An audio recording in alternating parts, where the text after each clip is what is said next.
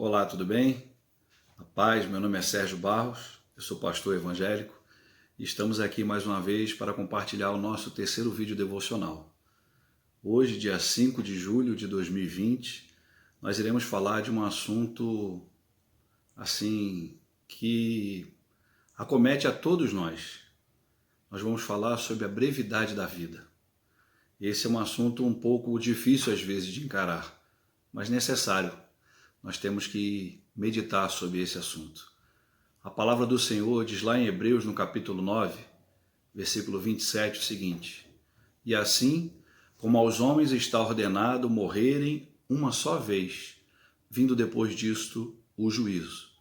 A palavra que nós acabamos de ler diz que a todos nós está ordenado morrer apenas uma única vez, e após disto vem o juízo de Deus, aquele que todos nós iremos enfrentar inequivocamente.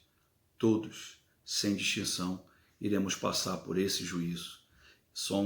Seremos submetidos à morte. A única coisa que iguala ricos e pobres, brancos e negros. Não tem cor, não tem raça, não faz distinção. Todos nós iremos passar por ela.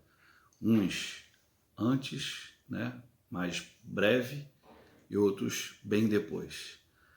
Eclesiastes, no capítulo 12, versículo 7, diz assim: E o pó volte à terra como era, e o espírito volte a Deus que o deu. Todos nós seremos prostrados diante do Senhor no grande dia do juízo. Apocalipse, capítulo 20, versículo 11, fala sobre isso.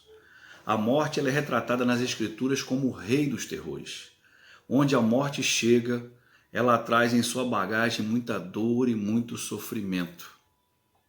A morte ela arranca de nossos braços as pessoas que amamos. Por isso é tão difícil enfrentá-la. O ser humano não nasceu para morrer. Nós nascemos para vivermos eternamente.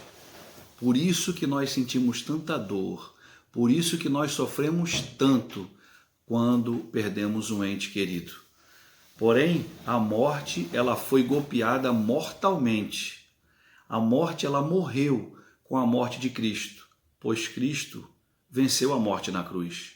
Em Hebreus, no capítulo 9, versículo 28, a palavra do Senhor diz assim: Assim também Cristo, tendo se oferecido de uma vez para sempre, para tirar os pecados de muitos, aparecerá uma segunda vez sem pecado aos que aguardam para a salvação. A palavra do Senhor ela é categórica em afirmar que Cristo um dia voltará. Ele voltará para buscar aqueles que são seus. E às vezes a gente pensa que esse dia está demorando demais, pois afinal de contas já tem quase 2000 anos que Cristo fez essa promessa. Mas eu penso que não é assim. Às vezes Cristo ele não tem voltado no sentido de que a palavra anuncia, mas muitas pessoas têm ido ao encontro dele através da morte. A palavra do Senhor diz lá em Tiago, no capítulo 4, versículos 13 ao 15, o seguinte: Atendei agora, vós que dizeis, hoje ou amanhã iremos para a cidade tal, e lá passaremos um ano, e negociaremos e teremos lucro. Vós não sabeis o que sucederá amanhã. O que é a vossa vida? Sois apenas como uma neblina que aparece por um instante e logo se dissipa. Ao invés disso, vocês deviam dizer: se Deus quiser, não só viveremos, como faremos isto ou aquilo. Irmãos, às vezes nós fazemos planos de pequeno, curto, médio e longo prazo. Eu não estou falando aqui que isso é errado, que nós não devemos fazer planos.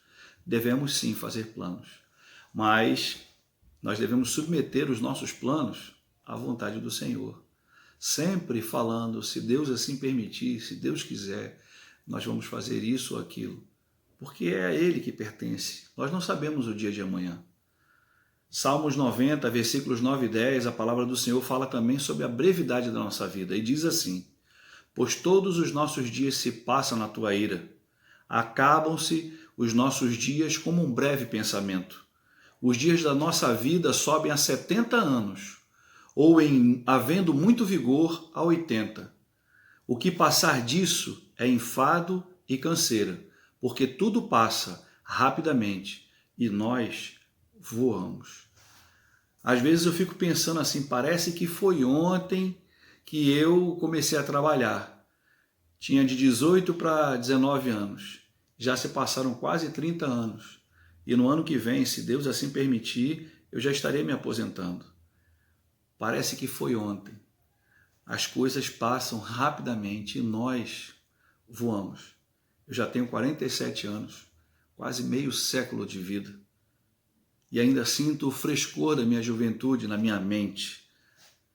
Mas os dias passam rapidamente. Jó, no capítulo 9, versículo 25 e 26, Jó disse assim: os meus dias foram mais velozes do que um corredor. Fugiram e não viram a felicidade. Passaram como um barco de junco, como a águia que se lança sobre a presa. Jó diz que os dias dele foram muito velozes, que passaram muito rápido e que Jó ele não conseguiu ver a felicidade. E às vezes você pode estar pensando assim na sua vida: poxa, minha vida está passando tão rápido, eu não tenho tantos momentos felizes como gostaria. Mas nós devemos trazer à nossa memória aquilo que nos dá esperança, porque nós temos a característica de nos lembrarmos dos momentos de dificuldade. E às vezes nós esquecemos os momentos que nós passamos, momentos de alegria, os momentos felizes. É isso que nós devemos trazer à nossa memória, aquilo que nos dá esperança. Em Eclesiastes, no capítulo 2, versículos 1 e 2, a palavra do Senhor diz assim: tudo tem seu tempo determinado, e há tempo para todo o propósito debaixo do céu. Há tempo de nascer e tempo de morrer, tempo de plantar e tempo de arrancar o que se plantou. Tudo tem seu tempo, nós também. A nossa vida passa rapidamente. E eu fico às vezes observando quão maravilhoso é Deus. Eu vivi 35 anos da minha vida afastado do Senhor. Mas durante todo esse tempo, eu pude perceber a boa mão do Senhor me guiando, me conduzindo, me atraindo para Ele com amor. E louvado seja o nome do Senhor, que um dia o Senhor me encurralou e eu não tive outra alternativa senão entregar a minha vida a Ele. E eu louvo ao Senhor, porque Ele teve misericórdia de mim e me chamou das trevas para a sua maravilhosa luz. Eclesiastes, no capítulo 3 ainda, versículos 19 e 20, diz assim: porque o que sucede aos filhos dos homens, sucede aos animais. O mesmo acontece com ambos. Como morre um, assim morre o outro. Todos têm o mesmo fôlego de vida. E nenhuma vantagem tem um homem sobre os animais, porque tudo é vaidade. Todos vão para o mesmo lugar. Todos procedem do pó e ao pó tornarão. É o que nos iguala, irmãos. Todos nós iremos para o mesmo lugar, para a terra. Todos nós morreremos. Eclesiastes, no capítulo 7, versículos 15 ao 20, diz assim: tudo isto vi, Salomão falando, tudo isto vi nos dias da minha vaidade. Há justo que perece na sua justiça, e há perverso que prolonga os seus dias na sua perversidade. Não sejais demasiadamente justo, nem exageradamente sábio, porque te destruirias a ti mesmo. Não sejais demasiadamente perverso, nem sejais louco, porque morrerias fora do seu tempo. A palavra do Senhor, ela nos chama aqui para um equilíbrio, para nós vivermos uma vida equilibrada. Perceba que ela diz assim, no versículo 16 do capítulo 7, não sejais demasiadamente justo, nem exageradamente sábio. Às vezes nós agimos assim, irmãos. Nós queremos ser demasiadamente justos ou exageradamente sábios. E aí nós acabamos cometendo grandes injustiças e grandes momentos de falta de sabedoria. Então a palavra do Senhor, ela nos chama para uma vida de equilíbrio, para vivermos de forma equilibrada. Nós precisamos buscar viver uma vida abundante aqui nessa terra, porque a vida é muito curta. E às vezes eu fico pensando assim, do que adianta uma pessoa viver 100 anos aqui nessa terra e passar toda a sua eternidade no inferno? Tem pessoas que vivem e dizem até que acreditam em Deus, mas as suas vidas, elas vivem como se Deus não existisse. Só existem dois caminhos, a vida e a morte, a bênção e a maldição. Não existe uma terceira alternativa. Deuteronômio, no capítulo 30, versículos 19 e 20, o Senhor fala o seguinte: os céus e a terra tomam hoje por testemunha contra ti, que te propus a vida e a morte, a bênção e a maldição. E olha que maravilhoso. E ainda diz assim para a gente: escolhe, pois, a vida para que vivas tu e a tua descendência, amando ao Senhor teu Deus, dando ouvido à sua voz e apegando-te a Ele, pois disto depende a tua vida e a tua longevidade, para que habiteis na terra que o Senhor, sob juramento, prometeu aos teus pais, Abraão, Isaque e Jacó. A palavra do Senhor, ela diz que existem dois caminhos, e fala para mim e para você, para todos nós: escolhe o caminho da vida, para que viva você e a sua família, a sua descendência. A vida abundante, irmãos, ela não é fruto do esforço, do nosso esforço, do esforço humano, nem mesmo de nossa capacidade, de nossas virtudes. A vida abundante, ela só é alcançada em Cristo Jesus. Nós tomamos posse dessa vida abundante quando dela a gente, às vezes, está no topo da pirâmide social. E se você perceber, às vezes nós conhecemos pessoas que acham que a felicidade está nas riquezas. E elas alcançam a riqueza. São bilionárias, milionárias. Mas ali elas não encontram a felicidade. Outras acham que a felicidade está na vida de qualquer forma, num momento de devassidão.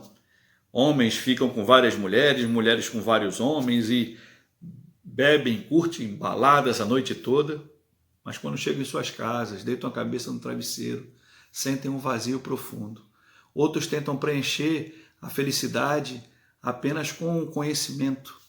Estudam, fazem faculdade, pós-graduação, mestrado, doutorado, pós-doutorado e PhD, e acham que isso vai completar. Eu não estou falando que isso é errado, mas em algum momento da vida deles, eles continuam com esse vazio.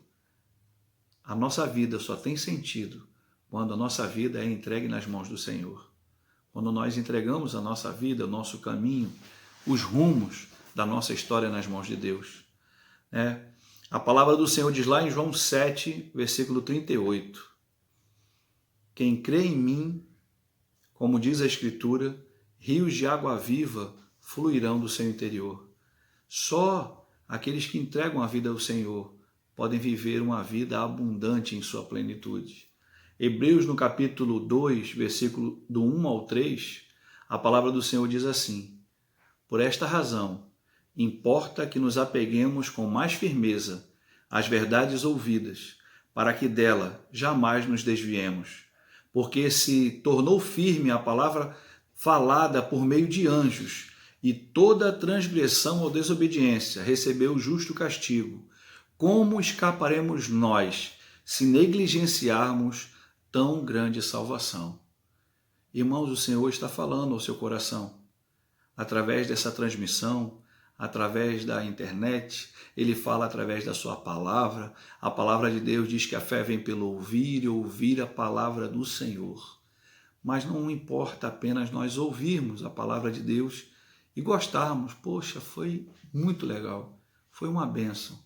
A palavra do Senhor diz que importa que nos apeguemos com mais firmeza às verdades ouvidas, para que dessas verdades, que não são minhas, são do Senhor, jamais nos desviemos. Tiago, ele fala assim: não sejais um ouvinte negligente, e sim um servo praticante. Nós devemos praticar tudo aquilo que nós ouvimos do Senhor. Não é fácil, mas o Senhor, ele nos ajuda. Em 1 Reis, no capítulo 18, versículo 21, a palavra do Senhor diz assim: então Elias se achegou a todo o povo e disse: até quando cocheareis entre dois pensamentos? Se o Senhor é Deus, segui-o. Se é Baal que é Deus, segui Baal então.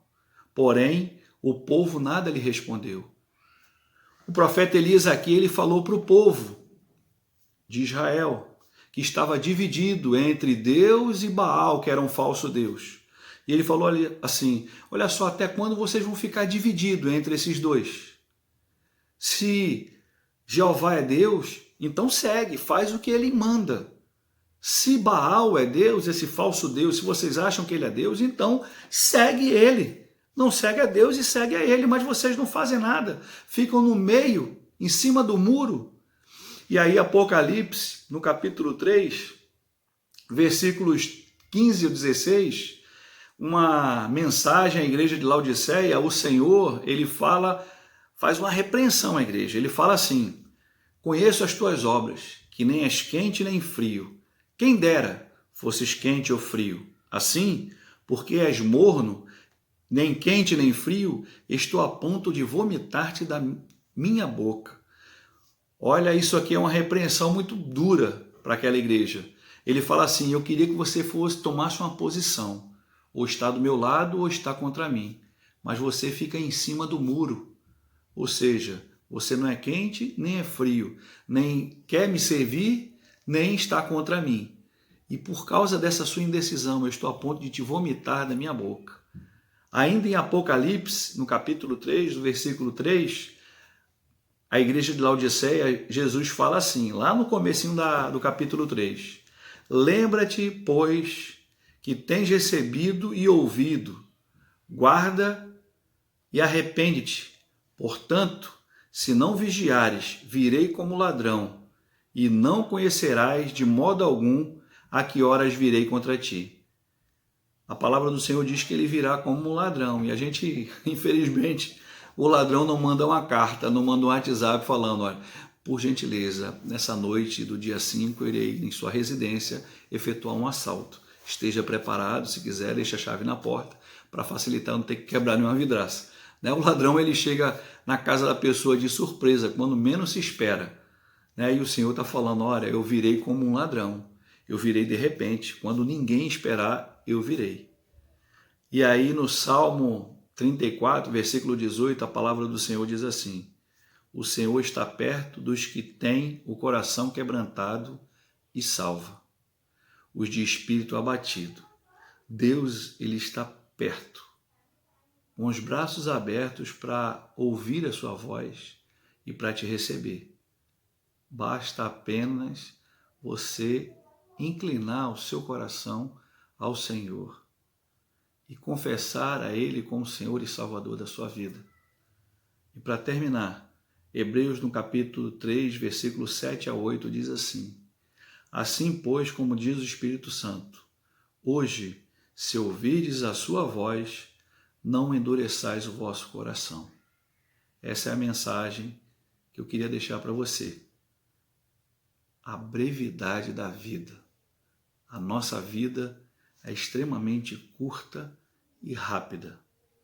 Cabe a nós tomarmos uma decisão de ouvir a voz do Senhor e não endurecer o nosso coração.